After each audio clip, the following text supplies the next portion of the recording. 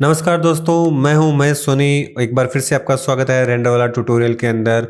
आज हम लेके आए हैं 3ds मैक्स में एक एरर आ रहा है जिसकी वजह से 3ds मैक्स क्रैश हो जाता है और उसको कैसे ठीक करना है वो इस वीडियो में बताएंगे। 3ds मैक्स ओपन हो चुका और ये एरर आपके सामने है। आप देख सकते हैं कि ये क्या एरर आया है और इस एरर को हम किस प्रकार से ठीक करेंगे और आगे क्या से क्या इसमें नोटिफिकेशन आते रहते हैं जिसकी वजह से ये क्रैश हो जाता है। तो इसको किस प्रकार से हम ठीक करेंगे वो आप इस वीडियो में देखेंगे, इसलिए इस वीडियो को लगातार देखिए। और अपने 3ds मैक्स में अगर आप भी इस प्रॉब्लम में को फेस कर रहे हैं तो ये वीडियो आपके लिए है। तो चलिए हम इस वीडियो को स्टार्ट करते हैं।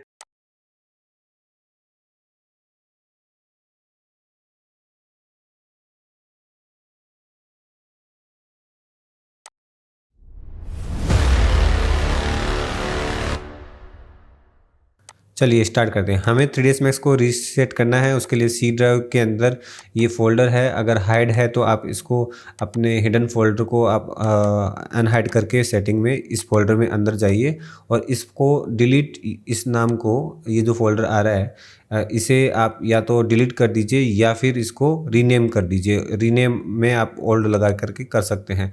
मैं डिस्क्रिप्शन में इसकी डिटेल्स भी आपको शेयर कर दूँगा। इसका एक लिंक शेयर कर दूँगा जिसके द्वारा भी आप इसको रीड करके भी आप इसको ठीक कर सकते हैं। तो ये मैंने अभी डिलीट करके कर दिया है और अब इसको 3ds मैक्स को ओपन करके देखते हैं।